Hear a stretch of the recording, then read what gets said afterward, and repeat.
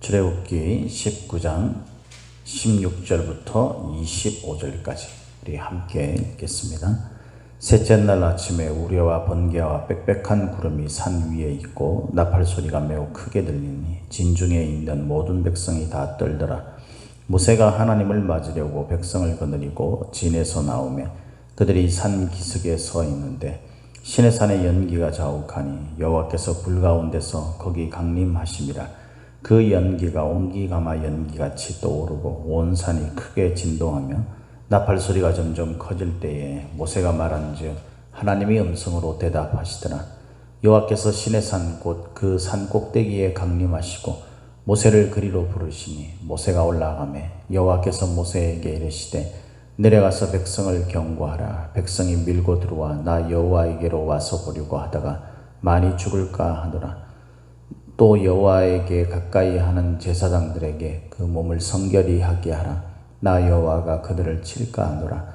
모세가 여호와께 아뢰되 주께서 우리에게 명령하여 이르시기를 산 주위에 경계를 세워 산을 거룩하게 하라 하셨사온즉 백성이 시내산에 오르지 못하리이다.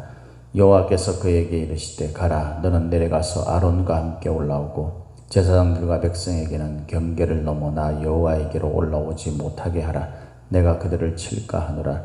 모세가 백성에게 내려가서 그들에게 알리니라. 아멘. 오늘도 저와 여러분에게 하나님이 함께 하시는 충만하신 은혜가 임하기를 예수님의 이름으로 축복합니다. 오늘 우리가 읽은 이 말씀을 가지고 하나님 앞에 서는 준비, 거룩함이라는 말씀으로 함께 은혜를 나누고자 합니다. 우리가 19장에 들어오면서 이제 이스라엘 백성들이 시내산 있는 쪽에 그렇게 진을 치고서 거기에 잠시 머물게 됩니다. 그러면서 이제 거기에서 하나님 앞에 드릴 그 규례, 율법들, 소위 이제 그 10계명부터 시작해서 이제 그 계명들이 이제 하나님 앞에서 이스라엘 백성들에게 모세를 통해서 주어지는 장면들이 이제 쭉 이렇게 나오게 되죠. 이 모세가 하나님의 그런 그 사명을 받들어서 이 일들을 감당해 나가면서 이 시내산에 이제 매일 이렇게 그 하나님을 만나러 올라갑니다. 올라가서 하나님의 말씀을 듣고 또 내려와서 백성들에게 전달하고 이 일을 이제 거의 매일 이렇게 하죠. 오늘 본문에는 이것이 이제 셋째 날이 되었다라고 이야기합니다. 언제나 성경에 나오는 그 숫자의 의미가 다 붙어 있는 것은 아니지만 그래도 그 숫자는 상당히 그 의미가 있는 경우가 많죠. 이 셋째 날이라는 것은 완전하다라는 3이라는 숫자는 완전수이지 않습니까? 그래서 이 셋째 날이라는 것은 어떤 의미에서 하나님께서 이제 모세를 통해서 하나님의 그 거룩함이 이스라엘 백성들에게 전달되어지는 그런 그 계명과 또 그런 하나님의 그 임재, 현현이라고 하기도 하는 이것이 실제로 그 이제 완전히 무르익었다 이렇게 볼 수 있는 거죠. 이것이 이제 이거져가는 것이. 그래서 이 셋째 날에 이제 하나님의 임재가 이스라엘 백성들한테 나타납니다. 오늘 본문에 보니까 16절에 셋째 날 아침에 우레와 번개와 빽빽한 구름이 산 위에 있고 나팔 소리가 매우 크게 들리니 진중에 있는 모든 백성이 다 떨더라 그랬어요. 하나님의 임재, 하나님의 현현이 나타날 때 그때 두 가지 특징이 있었습니다. 그죠? 시각적인 부분과 청각적인 부분이죠. 우레 소리와 나팔 소리는 이제 청각적인 부분이잖아요. 그리고 시각적인 부분은 이제 번개, 번쩍번쩍 하는 것, 그리고 빽빽한 구름이 산 위에 있는 것, 이런 것들이죠. 우리가 그 광경을 봤다 그러면 어땠을까 생각을 하고 묵상을 해보면 참 압도되지 않겠습니까, 여러분? 하나님께서 우리 가운데 역사하는 그것을 우리 눈으로 직접 봤다 그러면은 정말 그 압도될 것 같아요. 그 앞에서 누가 감히 고개를 들고 그렇게 서 있을 수 있겠어요, 그죠? 그런데 이스라엘 백성들을 보면 참 흥미로운 그 민족인 것 같습니다. 그 하나님의 그런 경외로운 그 임재를 봤음에도 불구하고 이스라엘 백성들이 가지고 있는 인간의 그 본성을 적나라하게 드러내는 경우가 참 많죠. 오늘 본문에는 하나님께서 하나님의 그 놀라운 그 임재의 현장을 보고서도 이스라엘 백성들이 인간이 가지고 있는 그 본성의 그 죄악된 부분들을 통제하지 못하고, 그래서 하나님 앞에 그런 모습 그대로 섰다가는 그 거룩하신 하나님의 심판을 받을 수밖에 없는 그런 상황 속에 내몰릴 것을 하나님께서는 이미 알고 계셨죠. 그래서 그 부분에 대해서 굉장히 경고를 하십니다. 그죠?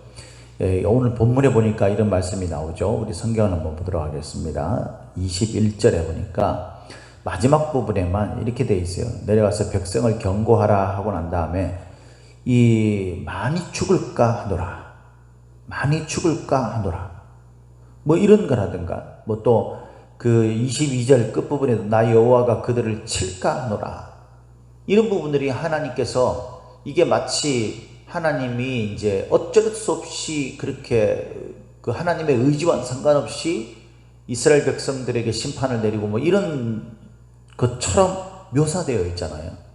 그것은 필연적으로 그럴 수밖에 없다는 거예요. 이스라엘 백성들이 하나님의 그 경외로운 임재를 보고서도 그 인간이 가지고 있는 부정적이고 죄악된 그 모습들을 청결하게 하지 못하고 자신이 가지고 있는 어떤 욕망, 욕구, 이것들에 대해서 움직이는 그런 것들을 보면서 하나님께서 그들을 칠 수밖에 없는 그런 상황 속에 내몰리게 될 것이다 라는 것을 하나님께서 모세를 통해서 경고를 하시죠. 이스라엘 백성들이 참 이상한 민족 같은데 사실은 우리들도 별반 다를 바가 없죠. 요즘은 이제 흔히 하나님께서 직접적으로 이렇게 말씀하시는 시대는 아니죠. 그죠? 하나님의 말씀에, 성경 말씀이 주어졌고, 이 말씀을 가지고 하나님이 우리 가운데 역사하는 것을 우리가 체험을 합니다. 이것이 가장 기본적인 거죠. 물론 이제 이스라엘 백성들처럼 때로는 우리가 좀 환상이나 또 직접적인 것을 통해서 하나님의 그 기적 같은 임재를 경험하기도 합니다. 그죠? 오늘 본문에 보니까 불의 이야기가 많이 나오는데, 이 불은 하나님의 임재를 상징하는 아주 중요한 그런 현상 중에서 하나로 손꼽히죠. 그래서 18절에 보니까 시내산의 연기가 자욱하니 여호와께서 불 가운데서 거기 강림하셨다라고 되어 있습니다. 이스라엘 백성들이 출애굽할 때도 불기둥으로 임하셨고, 그죠? 모세를 부르실 때도 가시떨기 나무에 불이 붙는 것을 통해서 그렇게 하나님의 임재를 보여주셨어요. 그러니까 우리가 오늘날에도 기도를 하다 보면 뭐 불 받았다 뭐 이런 이야기도 하기도 하고, 그죠? 우리 마음이 뜨거워지는 것을 느끼기도 하고, 실제로 온몸이 뜨거워지는 것을 느끼기도 하죠. 뭐 우리가 잘 아는 김진영 목사님 같은 경우 두레교회 그 먼저 그 원로 목사님이신 그 김진영 목사님 같은 경우에도 그분이 민주화 운동을 이렇게 하다가 이제 그 감옥에 갇혀가지고 겨울에 너무 추워가지고 하나님 앞에 간절하게 기도를 이렇게 했대요. 너무 춥다고. 그러다가 이제 불현듯 성경에 불이라는 그 숫자, 불이라는 글자를 이렇게 그 생각이 나서 성경에 불이라는 거를 있는 걸 다 찾아보려고 이제 성경을 막 읽기 시작했는데, 그 불이라는 그 글자를 찾아서 읽다 보니까 실제로 온몸이 뜨거워지면서 그 겨울이 하나도 안 추웠다라는 그런 간증을 들어본 적도 있습니다. 이렇게 하나님은 이 불의 나타나심을 통해서 당신의 그 거룩하고 경외로운 모습을 보여주는 그런 경우가 종종 있었죠. 이 하나님의 임재, 이 불같이 나타나는 이 하나님의 임재를 보면서도 이스라엘 백성들이 그 앞에 정말 압도되는 그런 어떤 상황이 되어 있음에도 불구하고 이스라엘 백성들이 충동적으로 일어나는 욕구에 대해서 통제하지 못하는 그런 모습을 보입니다. 우리가 하나님 앞에 설 때는 하나님이 요구하시는 게 있는 거예요. 그 하나님이 요구하시는 것을 우리가 분명히 알고 그에 따라서 우리의 삶을 갖추어야 우리가 하나님 앞에 설 때에 설 수 있는 소위 자격이라는 것이 생기게 되는 겁니다. 그렇지 않으면은 이 하나님 앞에 서서 심판을 받을 수밖에 없죠. 오늘 본문에는 그것을 몇 가지로 이야기하는데, 대표적인 것을 이야기한다면 첫 번째는 이 구별된 장소예요. 그죠? 하나님께서 오늘 본문을 잘 읽어보면 모세를 이제 산 위로 혼자 오게도 하셨다가, 그 다음에 우리가 뒤에 보면은 또 아론과 같이 오게도 하십니다. 그런데 백성들이나 또는 제사장 중에서 아론이 아닌, 대제사장이 아닌 일반 제사장들은 거기에 가까이 오지 못하도록 했어요. 그래서 경계선을 넘고 올까봐 하나님께서, 그래서 하나님의 심판이 임하게 될까봐 그걸 모세를 통해서 경고하신다 그랬어요. 이 거룩한 장소, 오늘날에 사실 이 거룩한 장소라는 것은 첫 번째 우리 자신을 말하자는 거죠. 우리 마음에 하나님께서 임재하신다라고 말씀하셨으니까 우리 안에, 우리가 하나님의 거룩한 전이라고 그랬어요. 그래서 우리 자신이 하나님 앞에 구별된 곳이라고 할 수 있어요. 그런 의미에서 우리가 하나님 앞에서 구별된 장소처럼 살아야 되는 거예요. 세상 사람들과 똑같은 모습으로 그렇게 살아서는 안 되는 거예요. 하나님이 나에게 역사하실 때, 내 안에 거하실 때에 그 하나님의 거룩함과 반하는 그런 모습이 나에게 있다면 안 되지 않습니까, 여러분? 그래서 첫 번째는 우리 자신을 말하는 거죠. 그리고 우리가 두 번째는 좀 더 이 넓은 의미로 교회라든가 이런 것을 말하는 것인데, 사실은 우리가 어디를 가든지 어떤 곳에 있든지 그곳이 하나님과 관련되어야 되는 것이고, 실제로 하나님이 통치하지 않으신 곳이 없죠. 그래서 그곳이 하나님 앞에서 거룩하게 구별된 장소처럼 우리가 사용해야 되고 만들어야 되는 것입니다. 이런 점에서 이 거룩하고 구별된 이 장소는요, 우리 삶의 모든 영역을 사실은 의미한다라고 볼 수가 있는 것이죠. 그리고 이제 두 번째는요, 구별된 시간입니다. 구별된 시간. 특별히 우리가 하나님 앞에 예배를 드리는 그런 시간, 그 시간이 사실 우리가 구별된 시간 가운데 가장 대표적인 시간 아닙니까? 그런데 오늘 본문에 보니까 이스라엘 백성들이 그 하나님 앞에 서는 그때, 하나님의 임재가 임하는 그때가 셋째 날이다라는 것이 이제 이야기가 되면서, 이때에 하나님의 역사가 더 구체적으로 이스라엘 백성들의 눈에 보이기 시작했다라는 점을 볼 때, 하나님은 특별히 준비되는 기간, 그 다음에 그것이 실현되는 기간, 이런 어떤 시간적인 요인들을 우리에게 주셨습니다. 우리가 하나님 앞에 예배하는 시간, 우리가 우리의 삶의 모든 시간들이 하나님과 관련된 시간이지만, 특별히 우리에게 있어서 우리 자신이 그렇고 교회가 그렇고 장소로 그렇게 의미를 부여하듯이 우리의 예배하는 시간, 하나님 앞에 기도하는 시간, 말씀 보는 시간, 이런 특별한 시간이 저와 여러분들에게 필요합니다. 그것을 하나님께서 원하고 계시다는 것을 알아야 합니다. 그래서 여러분, 하나님 앞에 예배하는 시간, 주일 예배를 드리고 또 이렇게 기도하는 시간, 이 새벽 기도회를 드리고 하는 이 시간을 절대 가볍게 여기지 마십시오. 소홀히 여기지 마십시오. 우리가 하나님을 믿는다는 것이 도대체 무엇입니까, 여러분?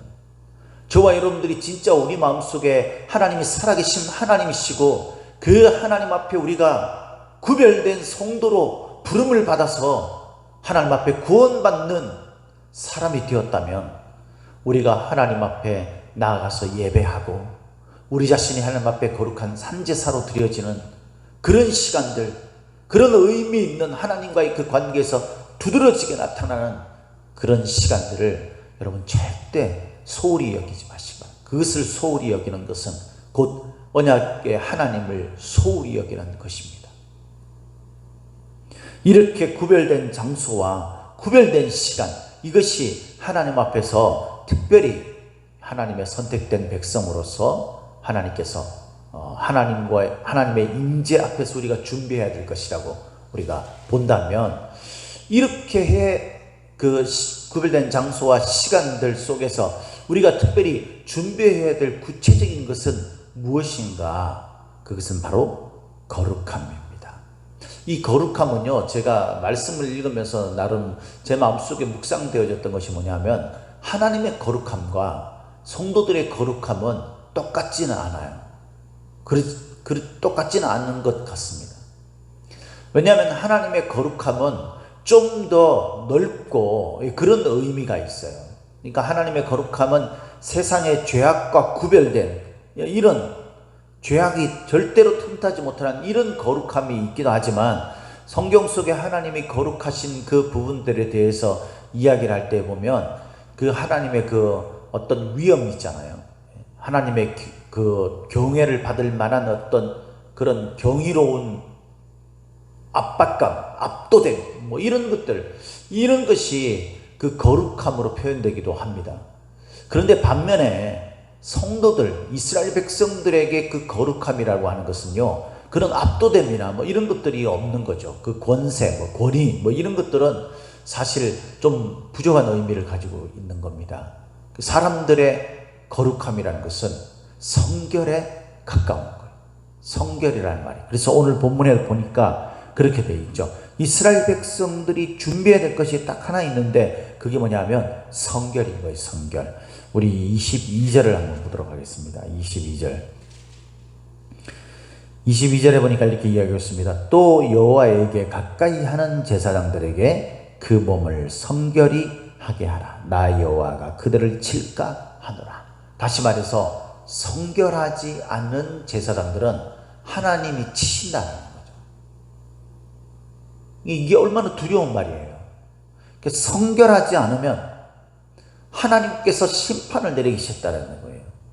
그래서 이들이 어떻게 된다는 거예요? 22절 끝에 말에 의하면 이 침으로 인해서 죽게 될까라는 것입니다.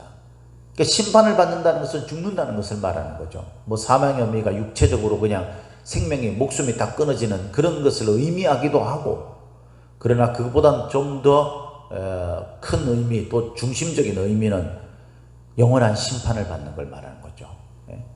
구원받지 못하는. 이 구원받지 못하는 이유의 가장 핵심적인 게 뭐냐면 성결하지 않기 때문에. 성결하지 않기 때문에. 죄의 문제가 해결되지 않으면 구원받지 못하는 겁니다. 우리가 의롭게 되어야 구원을 받는 거예요. 그래서 여러분, 이 성결을 위해서 준비해야 될 것들이 무엇인지를 생각해야 돼요. 하나님 앞에서의 회개.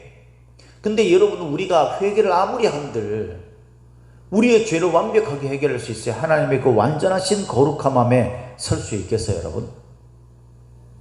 그래서 여러분, 하나님이 은혜의 하나님인 거예요. 우리가 우리 마음대로 우리의 삶을 행동하는 것, 그것은요, 우리가 죄의 본능을 따르는 거예요. 오늘 이스라엘 백성들이 왜 하나님의 그 경이로운 그 임재의 모습을 보고서도 이스라엘 백성들이 무엇 때문에 하나님의 그 심판을 받을까 하나님께서 걱정하신다 그랬어요? 그들이 구별된 장소에 들어오려고 하기 때문에. 여기는 이렇게 제사장들만 들어와야 된다. 예를 들어서 이렇게 이야기한 오늘 본문 말씀, 산 꼭대기에는 모세와 아론만 들어간다. 뭐 이런 것들에 이스라엘 백성들이 하나님의 임재를 보고 난 다음에 21절에 보니까 하나님께서 이 이스라엘 백성들이 많이 죽을까 염려하는 이유가 뭐냐면 그들이 밀고 들어와, 그렇게 돼 있어요. 21절에 밀고 들어와. 왜 밀고 들어왔을까요? 궁금하다는 거죠. 하나님의 임재를 왜 모세만 보느냐, 내가 보면 안 되는 거야? 이러면서 이제 막 흔히 우리가 그 사람들이 막 궁금한 게 있으면은 그 문 쪽에 막 사람들이 몰려가 서로 막 밀치면서 서로 보려고 하다가 막 앞쪽으로 쓰러지기도 하고, 이런 TV라든가 이런 데도 보면 그런 장면들이 종종 나오기도 하잖아요. 그런 것과 같은 거예요. 이스라엘 백성들이 하나님의 임재를 이제 보고 싶은 욕구가 있는 거죠. 근데 이게 하나님을 사랑해서 하나님 나도 보고 싶다, 이런 것 때문이 아니에요. 그러니까 이걸 구분해야 되는 거예요. 이들은 호기심 때문에 그런 겁니다. 그러니까 신앙생활을 이렇게 하는 사람들이 있어요. 교회에 나오면 뭔가 일어나지 않을까? 내 삶에 뭔가 하나님께서 기적 같은 것들을 베풀어 주시지 않을까? 이렇게 우리가 하나님을 생각하면 안 돼요. 하나님과 우리가 하나님은 우리의 왕이시고 주가 되시면서 하나님은 나의 하나님이 되시고 우리는 그의 백성과 자녀가 되는 그런 것은요, 관계입니다. 관계. 다시 한번 말씀드리지만 이게 정말 중요한 거예요. 우리가 우리의 문제를 해결하는 도구나 우리가 이 세상에서 잘 살기 위한 방편이나 아니면 어떤 우리의 욕구를 채워줄 만한 어떤 그런 것들로 우리의 궁금증을 해소시켜 줄 만한 그런 것들로 우리의 관심거리가 되는 것들로 이렇게 여러분 우리가 하나님을 생각해서는 안 돼요. 우리의 믿음을 그렇게 가져가서는 안 돼요. 그러니까 신앙생활을요 우리가 바로 알고 바르게 해야지 우리가 하나님 앞에 구별된 그런 구원받는 성도가 될 수 있는 거예요.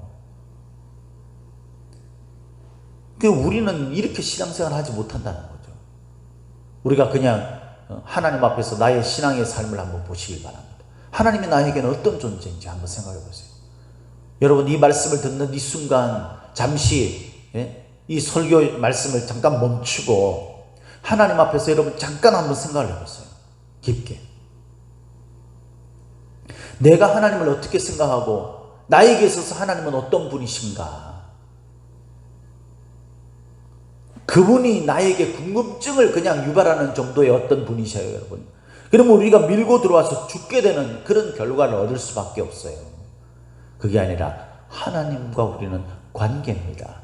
약속의 관계이고.